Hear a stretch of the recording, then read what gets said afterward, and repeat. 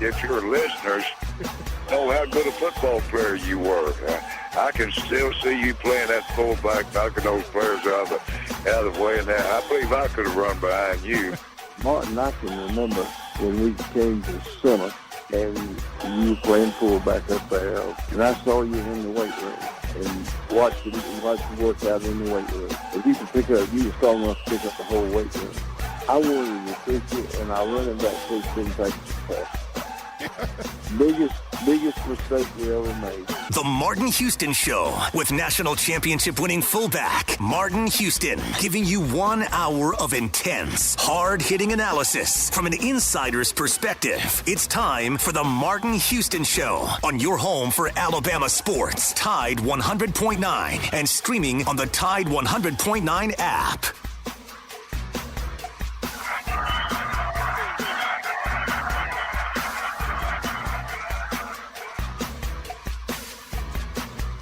Good morning. Welcome into the Martin Houston Show with Martin and Xavier on this manic Monday.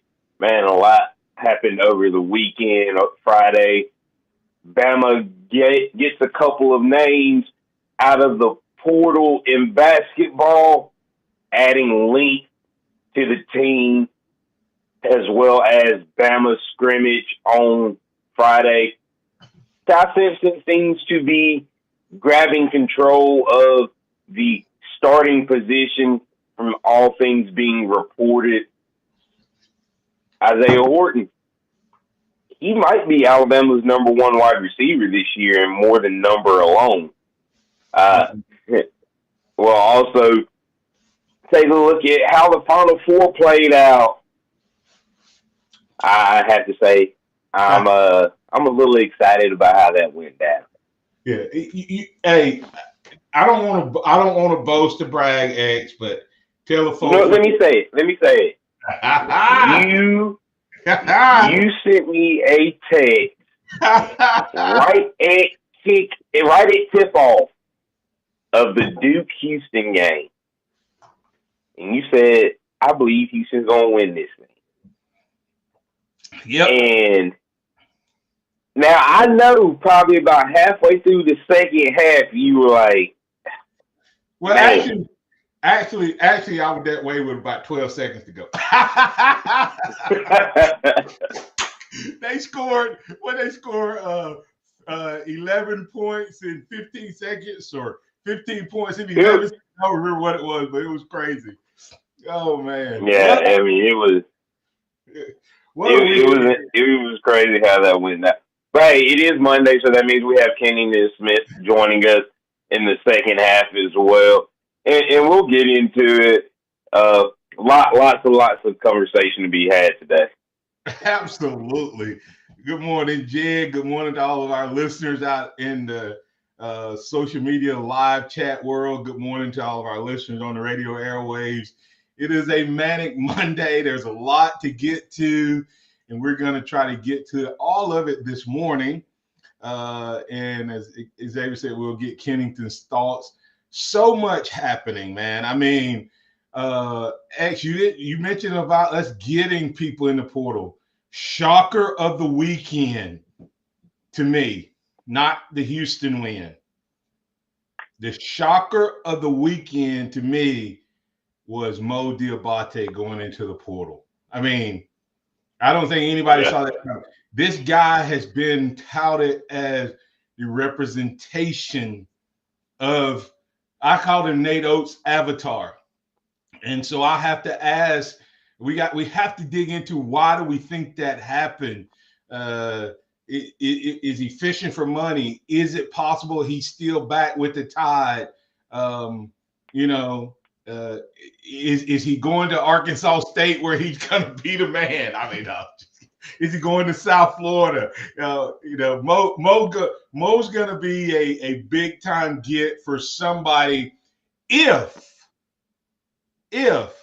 he's in the right system. A guy like Mo chooses the wrong school, where they run plays and they have to run plays, and it could be tough. And hey, listen, he's from Jersey, man, right? He's from New York, somewhere from New York or New Jersey. And so maybe that's, he wants to go home, because you just never know. And Curtis Moore said that he didn't know he was unhappy at Alabama. I don't know that he was unhappy. Right. Hey, listen, but you also have to look at who Alabama's bringing in. We're going to talk about that. Did Alabama bring in a more skilled version of Mo? Is Bo from Florida State? I mean, he's 6'10", averages a few more points, same area in the rebounds, X, and shoots 41% from the three. Or is he more of a Darren? I mean, is he more of a Nelson that just wasn't in an offense that used him that way? I mean, it's crazy, right? Yeah, and the crazy thing is, because of his frame, I play him at the 3. I'm saying. I mean, I would play him at the 3 because you got Williamson, you got Sherrill, Reed if he comes back. Those are 3 guys that are 6'10" plus, big bodies. We talking about length. We talking about adding length. He doesn't have the handles of Flag, but he has the frame and the 41% from 3. So anyway, we'll get into all of that. We'll get into that brilliant prediction that I had of Houston taking down Detroit. Duke. Houston taking down Duke. But I'm going to play something, X. I'm going to play something after Houston's previous win. Coach Sampson did an interview, and the audio isn't great, but I want you to hear 5 things, and I'll set it up. 5 things that he said in a 1 minute and some change interview. He gave 5 principles that I think define Houston as well as anything. And those 5 traits are the 5 traits of a champion. Number 1 is preparation. Do the hard work when no one is around so you can celebrate when everyone is around. Maturity. That's what makes them special. They care more about winning than stats, team first. They allow me to coach them the way I want to coach them. They're coachable. And we tell them it's going to be hard, and it is. You have to choose hard. Resilience. Here is Coach Sampson talking about his basketball team post their win that got them to the Final Four. Oh.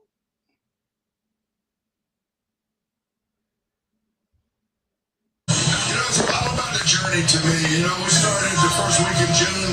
Our guys out there running 100-yard dashes on the baseball field, 6:30, and nobody was around. But we always talk about prepare for the moments when nobody's around, for the moments when everybody is. And now everybody knows about Houston basketball. Part of our culture, part of our past players, part of our current players, just part of our program. We represent an awesome city and an awesome university, and couldn't be more proud. But especially for these kids, proud for them. What makes this group special that's in San Antonio? Maturity. I think our maturity with our leaders. They care more about winning than they do statistics.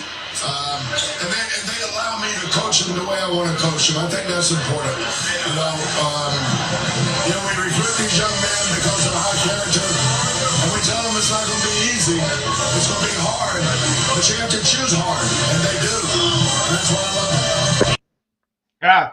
Hey, your response, man. But that's what you want to hear, or that's what you want as a coach. I think as a fan, that's what you want to hear, that your team's players are allowing they're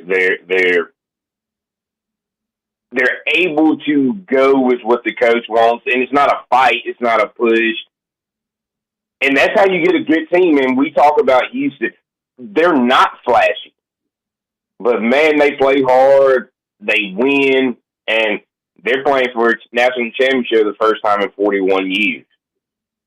Yeah, I've heard, and Virgil says it too, a lot of people saying that wasn't a foul on Flag. A lot of times people say it wasn't a flag in that situation, a foul in that situation. It was a foul in that situation. They just hadn't called it on Duke the whole game. I thought they gave Duke so many. They let Duke beat Houston up and didn't call it the other way for most of the game. In my opinion, I watched it. I thought that they were. I think they were shocked. But also, who had the lead at that point? Duke had it by 1. Duke. So, that defense, that shows you what defense does. That team held Duke to the scoring level they did at, but they held them to 1 field goal in the last 10 minutes. And that's what I told you. That's why I felt like Houston could win that game, was Duke had not been pushed. And if they got pushed, the young guys would fold. And I thought that they failed. I had zero problem with the call on Flag, but I get it. The announcers were making a big deal about it. He was over the back. He fouled him. It was over the back. Do you let it go in that situation? Maybe, unless you're Houston. Nobody from Houston is thinking it was a bad call. So, I mean, you put a hand on the shoulder and then reach out. It was over the back. I'll leave it at that. Oh, by the way, there was another Final Four game. Oh, yeah. All right. Yeah, so we'll talk about that. I didn't really want to talk much about that one until we got Kennington on. But I am tooting my own little horn a little bit. I know, because I did pick. I mean, I wanted to just spin this first. You called it. You called it. Hey, listen, I have hated Duke and the Boston Celtics since I was a kid. Okay, so I think I dislike Duke more than I dislike Auburn, because I've seen that Duke favoritism and I've seen that Duke storyline. I've seen the media, them to be the media darling since I was a kid. And if they're good, they're going to get all the love. Thank you, Houston. Namesake, way to go. All of that good stuff. Hey, listen, I haven't done what I normally do. Remember that this is a day that the Lord has made, so let's rejoice and be glad in it. Text time today to notice someone, love someone, serve someone, be the difference you want to see in the world today. Amen. Amen. And Virgil, as we get to break, Virgil, you're right. There was a lot of bad calls on both sides, but I thought that they called more fouls on Houston than they did on Duke. They made some bad plays. I think it was bad officiating because they weren't consistent. Meaning, at times they let them be really physical, then at times they called ticky-tack fouls. So, but I love the fact that Houston did not. I mean, it's for a leadership guy. You can't love a game more than what you saw there. The fight till the end, but it wasn't just a fight to the end. Houston was prepared for that moment. When they went into that press mode, Duke was lost. They were lost. One of the best teams in the country had nothing for the pressure when Houston applied it. And that's what got them the loss and got Houston the victory. We'll be back on the other side to add Kenneth Smith III to the conversation. Tide 100.9 traffic. Tuscaloosa traffic now from the Townsend Nissan Traffic Center. A very good morning to you and happy back to work Monday. Smooth start for your Monday morning commute. So far, looking good on 2059 inside the construction zone from 359 to Joe Malisham. And all moving nicely on Lurleen Wallace as it is green for go in north and southbound lanes between University and McFarland Boulevard. With your Tuscaloosa traffic now, I'm Tammy Thomas. This report is sponsored by Unbound.org. Shop Townsend Nissan today. Fair, fun, and fast. The right product at the right place. That's why people shop Townsend Nissan. Scott and Boulevard, Tuscaloosa. Right now, there are young people across the world facing a tough choice. Continue their dream of education or drop out to help their family put food on the table. You can help change their future in a single moment. See how far your support can go at Unbound.org. Did you know that 90% of the lawyers you see or hear advertised aren't even in Alabama? Just think about that. I used this guy, Stephen Mesrano, twice because he did what no other lawyers could do. He won for me, and he can win for you. Mez wins. Thanks, guys. I'm attorney Stephen Mesrano, and I win. Call me, 205-800-8000, and let me fight for you. And when you call, you'll actually talk to me. 205-800-8000. I've got this. No representations made that the quality of legal services to be performed is greater than the quality of legal services performed by other lawyers. Well, good morning, kiddo. I love that you're home from college. I've missed you. Still taking your nature-made vitamins? Every day. A multivitamin and a probiotic. You better be taking yours. Still looking out for me, Mom. I'll never stop. Made to care for you every day. Nature Made, the #1 pharmacist-recommended vitamin and supplement brand. Find us in the vitamin aisle, based on a survey of pharmacists who recommend branded vitamins and supplements. Harbor Freight knows time is money, so for our Spring Black Friday sale, we're getting straight to the deals. This weekend, you get 35% off jack stands, 56-inch roll cabs under $800, and 2,300 PSI electric pressure washers under $190. See? Straight to the point, so you can get straight to the savings. Whatever you do it for less at Harbor Freight. Valid until April 13th, 2025 while supplies last. Limitations apply. Hey, I'm Martin Houston, and I want to tell you about exciting news happening at Box Eye Care. They've moved to their new location, bringing you a brand new lab, stylish new frames, and a fresh look just for you. Enjoy their expanded frame inventory, competitive prices, and faster service, all with the same great level of service you've come to know and trust. Discover this full-service eye care at Box Eye Care's new location. With their in-house lab, they offer unbeatable value and one of the largest frame collections in town. Schedule your eye exam today and walk out with new glasses in less than an hour in most cases. Visit boxeyecare.com. That's boxeyecare.com, or call 205-342-0660. That's 205-342-0660. Visit them at 5003 Oscar Baxter Drive. That's Box Eye Care. Your vision, our priority. Weather brought to you by Tidwell Chiropractic, the only third-generation chiropractor with over 27 years experience in Tuscaloosa. Call Tidwell Chiropractic at 752-7503. Tide 100.9 Tuscaloosa weather. Mostly cloudy and much cooler today, the high 59. For tonight, the sky becoming mostly clear, the low 41. Sunny tomorrow, the high 61. Wednesday, sunny with some morning frost. We start the day in the mid to upper 30s, the high Wednesday 69. I'm James Spann on the ABC 3340 Weather Center on Tide 100.9. It's 51 degrees in Tuscaloosa. Interact with the Martin Houston Show by calling us at 205-342-9904 or tuning into the Martin Houston Show on Facebook.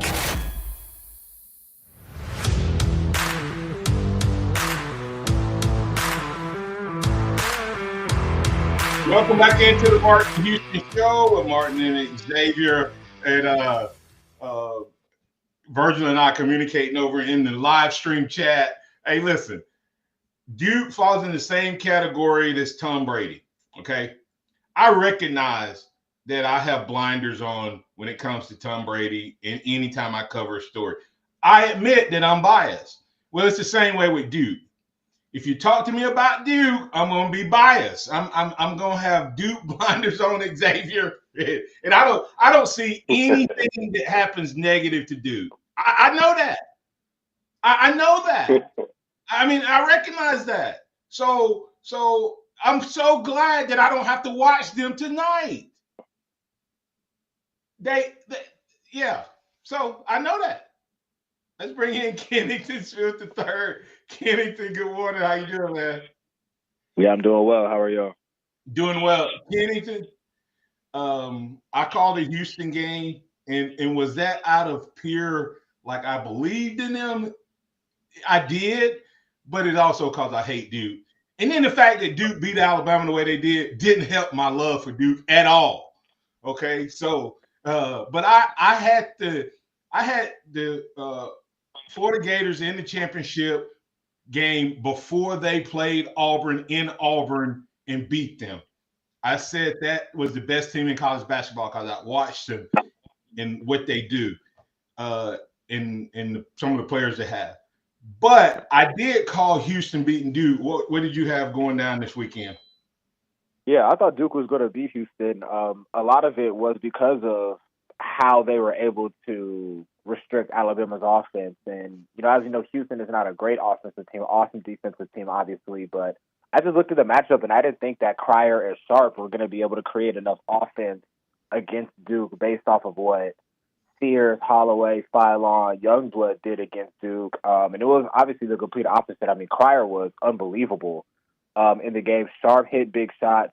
And then Houston would just out-physical Duke, out-toughed them, which, again, on paper didn't look like that was going to be the case just because of how undersized they were compared to some of Duke's bigs. I mean, Mally Watts is 7'2" and didn't have a rebound in the game on Saturday, which might be the craziest stat. It might be the craziest part of the entire game. Is that he, didn't pull in any rebounds. So I didn't know that. Wow. Right. Yeah.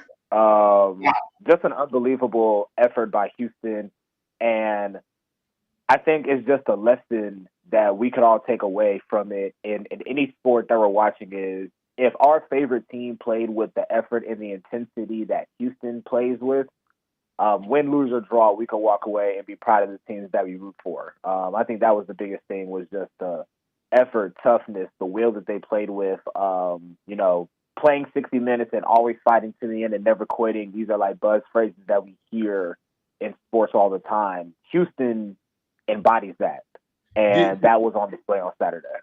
Did you hear the video I played, Samson, after they beat Tennessee, held Tennessee to like 15 points in the first half, which is crazy. He in a 1 minute interview, 1 minute and 5 seconds, he hit 5 traits that represent his team. He talked about them being preparation, and we saw them be prepared for the end of that game. That wasn't a fluke. Like when they would get a steal and score, they could instantly be right back in. Before Duke could get the ball in their hands, Houston was already lined up and had their man. Maturity, you have a 6-year guy that shoots 61% that comes and knocks down 2 at the end of the game. Team first. They take a shot, and when one guy shoots the ball, at least 3 of them are going to the board. team first. They're coachable, and resilience speaks for itself. Yeah, 100%. And I mean, you want to talk about preparation. There's like traits that you could pull from every game. Like, obviously, you saw it against Duke, you saw it against Tennessee, like you mentioned. That inbound play against Purdue, how they were able to trick Purdue's defense or have a beater for kind of the coverage that Purdue was playing and have that easy lay at the rim. That's the preparation that he referred to as well. So you're seeing these traits come out in some way or another in every game. And I picked Florida to win my bracket just because, I felt like on paper and all things considered, they were the best team. But I'm pulling for Houston. I really hope that they win tonight. Yeah, that was. I still can't believe that 7'2" guy didn't have a rebound in a game against guys who nobody reaches 6'10". That's insane. But no, you were talking about just their two bigs have 7'2" or longer wingspan, which is crazy. Yeah, Kingston talking about just the physicalness that they played with. Because when you look, they ended up scoring four more points than what Alabama did against Duke. But that just shows not a huge disparity in what Duke was able to do defensively necessarily against them. But you just talk about how physical they were on the defensive side of the ball is where this game changed. In 10.5 minutes, you hit one free throw with the superstars that they have on Duke's squad. That is thoughts on that aspect of how Houston was able to play down the stretch. One field goal. Houston out-rebounded Duke by 11. That is unbelievable. Like, it was just will. Like, it was just pure will that outlasted Duke in that game. It's unbelievable. Like, and I just have no words for it. And again, just the effort that they played with and the tenacity that they played with. And it carried over from the Tennessee game. When Tennessee was making that run against Houston, we can name a lot of teams. Probably 80-90% of the teams in the country would have blown that lead against Tennessee with the effort that they play with. And the effort that Tennessee played with against Kentucky in the game before was like, oh my God, like who can match this level of intensity? And Houston withstood Tennessee at every single turn. And then that same resilience was on display against Duke. So obviously it's one of the greatest upsets of all time in terms of not like a 1 seed beating a 1 seed, but in terms of the comeback that they made. It was just one of the most improbable things that we've ever seen. And I don't think I would question if there's going to be some type of emotional hangover or if they're going to be able to, or if that was like, they exhausted everything to come back in that game, if they're going to fall flat tonight. I expect them to be charged up and to put forth another amazing effort. And that's just going to set up for a great matchup against Florida because that's another team when you think about size and talent and depth and all these other things, very similar to Duke. It's a mismatch, but Houston has proven time and again that, those things really don't matter when you play them. And speaking of that Florida-Auburn game, we talk about just how crazy Houston's comeback was. Florida did the same thing. Florida was down 8 at half and absolutely came out in that second half and out-physicaled Auburn, dominated Auburn. Now, they won in a different way as far as the way that they were able to score, but both of these Final Four games were intense, come-from-behind wins when you would think, this is looking like it's going to be an Auburn-Duke championship game. Yeah, I mean, if you'd have told anybody before the game that Alex Condon and Will Richard were going to shoot a combined 1 for 11 in the game, you probably think Auburn is running away with this, not winning close. Right. But Walter Clayton Jr., I mean, his ascension has probably been the story of the tournament. I mean, this is somebody, like people who watch Florida and watch the SEC know Walter Clayton had game, and he was balling in the SEC tournament. But going into the NCAA tournament, if you look on draft boards or follow the NBA draft, he was not a name that was being considered really at all. I mean, he was like a second-round pick, but he really wasn't in conversations. And now, people are watching Florida and watching the tournament for the first time, and they're like, is Walter Clayton a lottery pick? Based off of what he's been able to do in terms of the scoring and the shot making and the leadership and everything he brings to the table and the size, what he's been able to do over these stretch of games has been really remarkable. And I'm so interested in watching Walter Clayton and his shot making and what he does, and Elijah Martin against Houston's defense and how tough they play. That's just going to be a crazy matchup. But I mean, shout out to Florida. I mean, that was a great game against Auburn.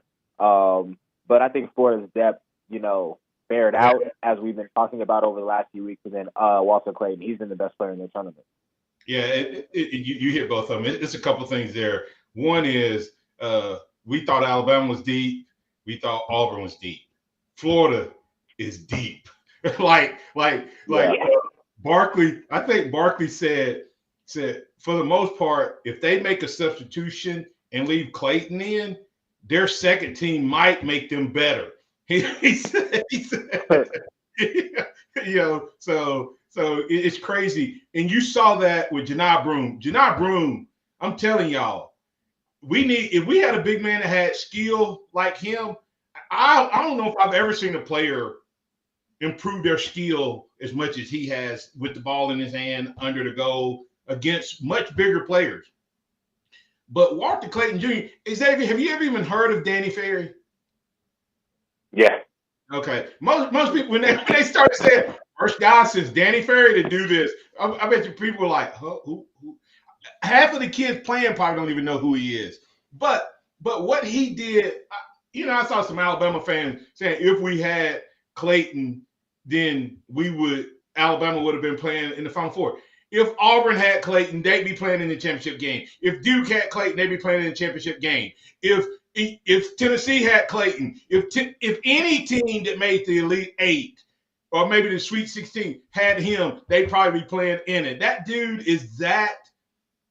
I mean, he's not just getting his points. He's making like the right decisions to get everybody else involved at the right time, Kennington. Yeah, definitely. He is like the embodiment of kind of like where guard play is going now, where it's like lead guard who's like not like a traditional facilitator but can get people involved, and he's like a very like dominant scoring option, like Steph Curry, Jamal Murray, even like LJ Cryer. Like these are kind of like where the game is going of like the guys initiating the offense. And I mean, his shot making ability is just, it's just been on another level. So I can't wait to watch that matchup against Houston. And to your point about depth, I'm thinking about the SEC tournament where Florida beat Alabama, obviously, and they cleared out their bench. And like the last guy on their bench, a walk-on, I'm forgetting his name, but he scored. And a reporter asked Will Richard about that moment. And all he said was, all I'm going to say is this, everybody on the team can go. And then he just walked off of the podium. And that has bared out throughout the NCAA tournament. Like, genuinely, everybody on Florida's team can go. Yeah, Janai Broome had 12 dominant points in the first half. He had 3 in the second and didn't score the last 15 minutes. I watched him. He was huffing and puffing in the first half. I said, he's not going to be able to make it. So, and that's what Florida, and I picked Florida to win it. So, and I'm for the SEC. I know there's a lot of people pulling anti-SEC, but coming back on the other side, X, I'll let you take it into you and Kenton taking. I don't know as much about this transfer portal a little bit, but let you guys talk about what Bama's doing there. And we'll also talk a little football because there was a big scrimmage this past weekend.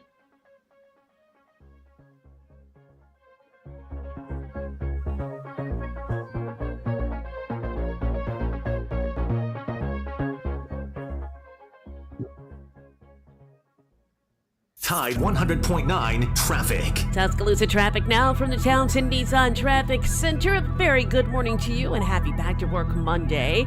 Smooth start for your Monday morning commute. So far, looking good on 2059 inside the construction zone from 359 to Joe Malisham.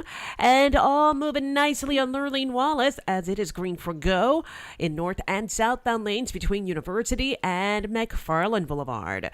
With your Tuscaloosa traffic now, I'm Tammy Thomas. Hey, Joy. Oh, you are glowing. Oh, hey. More like Mira joyed that Miralax helped me go. I was so backed up. Tried mega coffees, prune juice, everything. Then Miralax. And hello, gentle relief without the harsh side effects. Ooh, how does it work? It works naturally with the water in your body for constipation relief. Find Miralax today at your local retailer. Use as directed for occasional constipation. Got timberland in West Alabama or East Mississippi? North River Timber Company has you covered. Since 2011, Courtney White, a registered forester, along with his expert team, have been managing timberland and harvesting timber across 4 West Alabama counties. They offer comprehensive timber management plans, reforestation services, and appraisals. Courtney White says timber is like money in the bank. Don't let your investment go unrealized. Call North River Timber Company today. Email them at northrivertimberco@gmail.com or call 205-242-5127. The I Love the 90s tour is back, featuring Vanilla Ice, Young MC, and CNC Music Factory, featuring Freedom Williams. It's the return of the I Love the 90s tour, Saturday, April 12th at Pearl River Resort Silver Star Convention Center. Tickets on sale now at pearlriverresort.com. Visit the pharmacy at Midtown. That's the pharmacy at midtown.com. TJ and his team are looking for the opportunity to provide you with great services, including compounding, home delivery, and a whole lot more. If you're looking for a great pharmacy that'll take care of all of your needs, including wellness classes, including health, and more, that's the pharmacy at Midtown. Call them at 205-579-9933. If you're looking for a great pharmacy, you need to try the pharmacy at Midtown. That's the pharmacy at Midtown, pharmacy at Midtown.com. Hey, where did you buy that beautiful new car at? Townsend Nissan, of course. Where's the best place to shop for a new SUV? Well, it's Townsend Nissan. Where can I get the most for my trade-in? You know it's Townsend Nissan. Who has the friendliest staff in Tuscaloosa? Of course, Townsend Nissan. Who is your locally owned dealer? Well, Townsend Nissan, of course. Who's your family in the car business? Townsend Nissan, of course. Serving West Alabama for over 35 years. Townsend Nissan. Taco Casa, quality, taste, and value under the biggest cactus in town. They've been doing it the right way each and every day for 50 years and counting. If you're looking for a great option for lunch and or dinner, then you need to check out Taco Casa. Taco Casa, and while you're there, don't forget to get a big glass of that sweet tea. Visit them online at tacocasa.com. That's tacocasa.com. Quality, taste, and value on the biggest cactus in town. That's Taco Casa, tacocasa.com. Keep it locked into Tide 100.9 for more of the Martin Houston Show with Martin Houston and X's and O's Sports, Xavier Houston.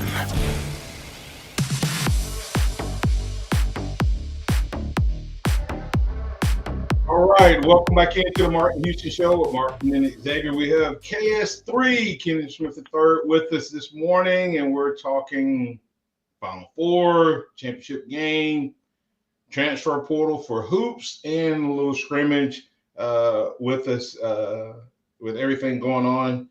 Alabama football has some challenges as they wrap up this last week of the spring. But with that said, I'll toss it to you, X. All right, before we get into the spring training conversation, hitting the portal, Kingston Bama landed 2 big names from the portal over the weekend. Taylor Bowen, the 6'10", 205-pound small forward, power forward out of Florida State, as well as Jaleel Buffet, a 6'5" point guard out of Miami. Looks like Bama stole Miami's top wide receiver for 2025 and potentially the best basketball player for the 25-26 season now suiting up in Crimson. What does Bowen and Bethea add to what Natos wants to do as a team? Yeah, I think starting with Bowen, you just talk about just long shooter with a lot of starting experience. Started for Florida State last year. Was a productive player there. I think you can fit into Alabama's system. He's going to be able to stretch the floor. He's going to be able to defend. He's going to have position versatility. Again, starting experience, which I think is a good thing. So that's a good addition. But Jalil Bethea, I mean, he's the person that I'm really excited about. And for people that just Google his name, do not pay attention to his stats. That is not relevant to this situation. What you need to know about Jalil Bethea is that he was a top 5 player in high school basketball a year ago. This is an elite talent. If you looked at the people commenting under his post when he committed to Alabama, those people include like Kevin Durant and Isaiah Thomas. Like, he is one of the premier young talents in America. He goes to Miami. Jim Larinaga retires like 6 weeks into the season. You know, Miami's team falls apart. There were players that left Miami's team into the portal and transferred to other teams in the middle of the season after he retired. It soured very quickly. He played the season all the way through, and he's looking for a fresh start. And Alabama gets this awesome talent, looking to be motivated, looking for stability, looking to play in the right system. And, you know, he's going to be able to have a huge role next year, I think. And the same thing with Taylor Bowen. I mean, Leonard Hamilton retired as well at the end of Florida State. It wasn't a great year. It wasn't a great situation. So these are two guys with a lot of talent that can play, that weren't in the best situations last year, that you just need to look at as talents and don't look at their stats and say, oh, well, this guy averaged 8 points a game, this guy averaged 6 points a game, whatever they average. Like, you know, they're not, you know, we're losing. We're going to take a huge step back. And I guess Alabama is going to take a step back in some regards. They're losing some of the best players that they've had in the program's history, like Marseilles, but they're replacing them with legitimate, talented guys. And the last thing I'll say is, if you look at their body sizes and their body compositions and you start comparing the players that are confirmed to come back this year versus the roster that Alabama just put on the floor, it's going to be a much longer, taller team, which I think, you know, that bore itself out in the Duke game that they needed to correct pretty quickly. Now, those two gets are huge gets from the portal, and Alabama has, I think, 3 more spots available, or 2 more spots if LeBaron Filan comes back for his sophomore season as well, which I think would be a crazy backcourt of Filan and Bethea if that happens. But one surprising name entered the portal, and that was Mo Diabate. And do you think losing him is, with what we got, is losing him bigger, the same, or are we going to be okay if he doesn't come back to Alabama? Yeah, I think ultimately Alabama's going to be okay when it's all said and done, but that's not to say that Mohamed Diabate wasn't a huge loss. I think he was, if you were to build a player that would fit what Nate Oates wants in terms of just like culture guy, hardworking, going to come in, affect the game in different ways, be a good teammate, be a good defender, be the blue collar guy. That was Mo Diabate. I mean, he is not the most statistically eye popping player, but people who actually watch Alabama knows that Mohamed Diabate goes into the game and changes the game. And he was a huge part of that team in terms of his leadership, his energy, the presence that he had, the locker room presence, all of those things. So he's going to be a really big loss. And I'm looking at this roster, and I'm like, okay, who can fill that role? Like, who can be the Mohamed Diabate, versatile defender, tough player, diving on the floor, come in, change the game different ways, do different things? Maybe that's Darian Reed, maybe that's Jaron Stevenson if they decide to come back. But it's a role that a certain type of player has to embrace. That's a lot of time a thankless role, not a very glamorous role. Maybe that was the reason why Mo Diabate left to go seek a bigger role somewhere else. But that was a huge loss. I think that ultimately Alabama is going to be okay. But I know for a fact if you polled 100 Alabama fans and probably polled everybody within the program, everybody would say that they would want Diabate back. And I would agree with that. And I'm not sure if Nate won't go after him. Yeah, he is his avatar. But I also wonder, is being Nate's avatar, and you alluded to it a little bit, is that why he's leaving? Because every coach loves a guy who can impact the game, and the coach really don't have to build anything for him. And Mo showed down the stretch that he has more offensive skill than we've been giving him credit for. And I just wonder, did someone get in his ear and tell him that, hey, you can still do all those other things, and we'll also build our offense with you included? Yeah, no, I definitely agree with that. And that's kind of the thing here, because, you know, Diabate gets these comparisons to like Herb Jones, but Herb Jones was SEC Player of the Year. Like, he was the guy on Alabama's team. It's like Diabate is like kind of like Herb Jones and like the traits and all those things, but he didn't have a Herb Jones role, right? So I think that's kind of the rub there. And when you think about the type of talent that Alabama's bringing back, the guys that already committed to coming back, the spots that they're holding, what they're bringing into the portal, it's like it just kind of felt like Diabate was going to come back and have the same role again. Maybe play more minutes, maybe start, but not be like, you know, first, second, third offensive option. He was probably still going to be kind of pigeonholed in that same spot, which is, you know, no knock to Nate Oates, because he's put together like an extremely talented roster. You look at these guys, you look at their recruiting profiles, their experiences, where they've been. I mean, this is a very, very, very talented team. And sometimes this is just kind of the cost of doing business when you're building elite rosters. But I think you're right. I don't think this is, I'm not saying that Mamadi Diabate is going to be back, but I don't think this is over in terms of Nate Oates and the staff trying to get him to come back. Yeah, and I would say this, at this point in his career, he's better than where Herb was at his second year. You know, I mean, but he also, I don't think Herb had the same amount of talent around him. Thus, his role can increase in minutes, but I don't think in strategy. And I think that's what you were communicating as well, X. Yeah. Yeah, and speaking of it, you were talking about how long this team has gotten. Is that 100%? Oh, we'll go ahead and get the break, and when we come back on the other side, we'll close out that conversation and dig into Bama's scrimmage and some of the big names that popped up from that over Friday. We'll be back with more of Kennedy Smith on the Martin Houston Show with Martin and Xavier.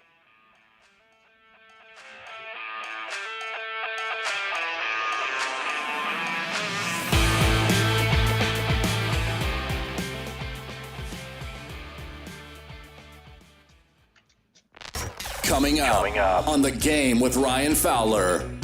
Coming up on the Monday edition of The Game, we're going to continue talking a little spring football as we get you ready for the final week, working down to A-Day. We'll do that with Drew DeArmond. We'll talk to Martin Houston. A big weekend of Alabama baseball, big weekend of softball. We'll recap and a lot more starting at 2 p.m. here on The Game on Tide 100.9, 1230 WTBC, your home of Alabama Crimson Tide Sports.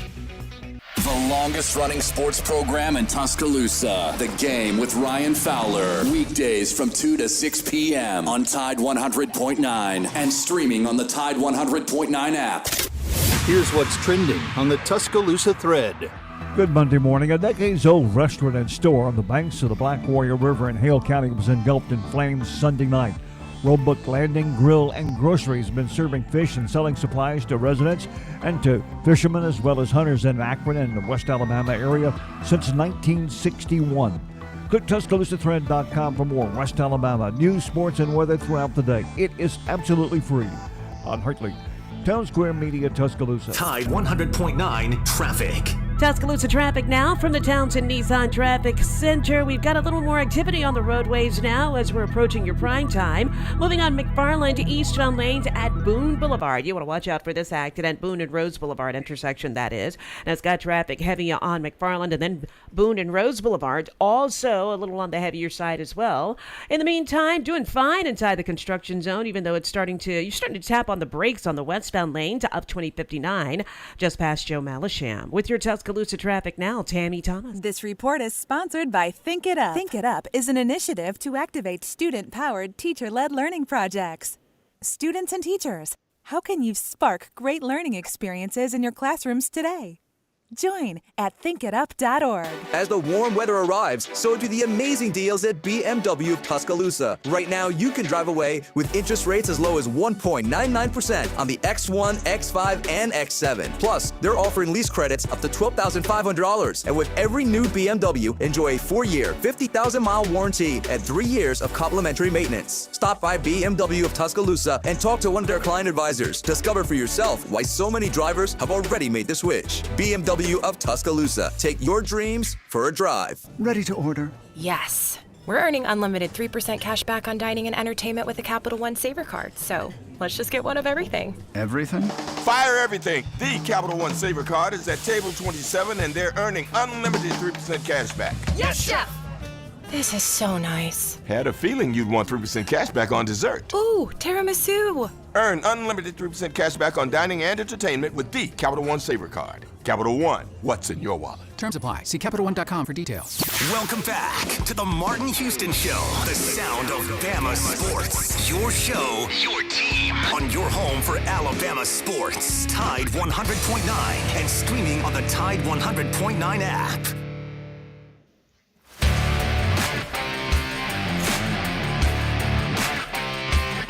Welcome back into the Martin Houston Show with Martin and Xavier. We have Kennington Smith joining us as he always does on Mondays. Kennington, to get to football, Bama had its scrimmage on Friday. Good things coming out from it, depending on who you like in the quarterback race, and that is Ty Simpson seems to continue to take the reins and take hold of what looks like to be the starting quarterback position for Alabama this year. From what you've heard, what was his performance like again on Friday? Yeah, that's another strong performance, and I think this is just indicative of kind of how spring has carried out so far. I think all of these things are to be expected. I mean, he's the oldest in the room by far, the most experienced, at least in terms of just practicing and going up against college defenses and understanding the system. And he just kind of steadily paced the competition. Another good day. I think that something that kind of came out, and maybe people already knew this, I didn't know this personally, but Isaiah Horton, when he did that interview with Crimson Tide Sports Network, and said that him and Ty Simpson have known each other since high school and played on the same 7-on-7 team. It makes sense now when you see and are here how Isaiah Horton has been killing pretty much all spring practice, and his rapport with Ty Simpson is really, really strong. That continued in the scrimmage on over the weekend. That connection, I think, is going to be something that we need to pay more attention to, not just in the sense of Horton's going to be a starting receiver and Simpson is right now is number one quarterback, but there's like a genuine connection there and a relationship there that's been bearing out in spring practice. So that was really encouraging, and I think that, if you're an Alabama fan, this is kind of what you want. You wanted Ty Simpson as the veteran to take control of the competition, because if Austin Mack or Keelan Russell were just able to, immediately come in and usurp him or make it a much more closer competition, especially at this point in the spring, then you would probably have a little bit more questions about just where your entire quarterback room is at, and maybe Simpson isn't the person or the player that you thought he was. The fact that he's continued to lead the way, because he's continued to play well, and that the last two scrimmages he's put forth really strong performances is what you want to hear coming out of this. And, Keelan Russell did some good things as well, which is, the other thing that fans want to hear is that, he's continuing to find his way, continuing to make plays as well. Yeah, when we're looking at it, talking about Isaiah Horton, there are reports that Ryan Williams didn't participate in the scrimmage on Friday. With this new, yes, Ty has been on campus with Ryan for a year, but is there any chance Isaiah Horton becomes Alabama's number one wide receiver? It's possible. I mean, especially when you think about the attention that defenses are naturally just going to shift to Ryan Williams anyway. It's going to open things up for Horton. And we've seen his body type win at Washington. Kalen DeBoer, Jamarcus Shepard, they like Ryan Grove. They like that big-bodied, contested catch, but still vertical threat type of guy. That's what they had at Washington. That's what he's bringing to the table. And I think he's due for a big year. And I think that, if you go back and just look at what happened at Miami, obviously Xavier Restrepo Jacoby George, those guys grabbed a lot of headlines. But Horton was actually the second leading receiver on that team, and that was an awesome offense that should have had an opportunity to play in the playoffs if the defense was a little bit better and had a great relationship with Cam Ward, is going to be the number one pick in the draft. So this is a really, really good player. And him coming into Alabama is exactly what they needed. And I think it is possible that he can lead Alabama in some statistical category. Maybe he'll lead them in catches. Maybe he'll lead them in touchdowns. Maybe it'll be yards. But he's going to be a huge, huge part of the offense. And I'm sure we're going to get into like lots of your books in the receiver conversation. But the receiver room and that competition is something that is just really piquing my interest in terms of how is Alabama going to build out this rotation, because it seems like right now there's a lot more options in the room than there were a year ago. Hey, do you see them possibly trying to find a way to get Mbakwe involved? Because he went to a position where, it's deep. And the quarterback position was deep too. And did he miss that opportunity? He probably would have. I mean, I think now it's like he probably would have. It's tough to say because now Dijon Lee, like, would Dijon Lee have the same ascension if Jalen Mbakwe would have stayed at cornerback and continued his progression? We don't know. But that was the kind of what I was getting at. It's like if we just said hypothetically Alabama wants to play 6 receivers regularly, and 4 of them are going to be like really like main pass catchers. Well, you have Horton, Bernard Williams. They're entrenched. Seems like Rico Scott is going to take at least one of those spots. He was a part of Jalen Milroe's group at Pro Day. That has to mean something. Then you have Cole Adams and Jalen Hill coming off injury. Then you have Loxier Brooks. You have Derek Meadows. And then you throw in Jalen Mbakwe. It's like it's going to be tough to get onto the field just because of the talent there. So I know that they're going to try to work Mbakwe into the system. It is difficult. He didn't spend any time with the offense last year. He got the bowl game install, but that's not the full offense. And now he's trying to go through it in spring for the first time of learning everything and learning the position. And then he has this competition of all these guys. So I think fall camp is going to really be where we kind of see if Jalen Mbakwe is going to make a move or not. But I do know, obviously, that the program is really, really invested in him. But it is an interesting question, especially considering, like, Damani Jackson being out for spring, and now Red Morgan is playing cornerback to help with the depth there. It's like if Jalen Mbakwe would have stayed at corner, where would he be in that pecking order, and maybe what would that have meant for Dijon Lee? And would we have even gone after Cam Calhoun if Jalen was going to stay at cornerback? See, that's all those things that you got to kind of look at and figure out. I said it earlier a few weeks ago. I think it was a mistake. I think he should have stayed at corner. I think they may use him as a specialty player. I think he's too talented not to get on the field. And if you're a good coach, you can figure out how to use a talent like that, whether it's speed sweeps or even occasional touch at wildcat or running back or whatever. I think he gives you some options. Kennington, tell them where they can find you on the X, man. Yeah, on X at SkinnyKenny _. Follow me. We're going to continue the conversation, and looking forward to continuing to flesh into this because the Mbakwe situation, everything with football. I mean, we could have an hours-long conversation about it. So follow me on there, and we can keep it going. All right. Hey, that's Xavier. I'm Martin. That was Kennington Smith III. KS3 at SkinnyKenny _ on the X. And that's Chase Brumfield pressing all the right buttons. So much to get to, not enough time to do it, but we'll be back tomorrow to keep the conversation around the table going. We'll add DC to Kennington spot, and we hope you will join us as well. Remember this, trust in the Lord always, and not your own understanding, and all your ways acknowledge him, and he will direct your path. Roll Tide, everybody.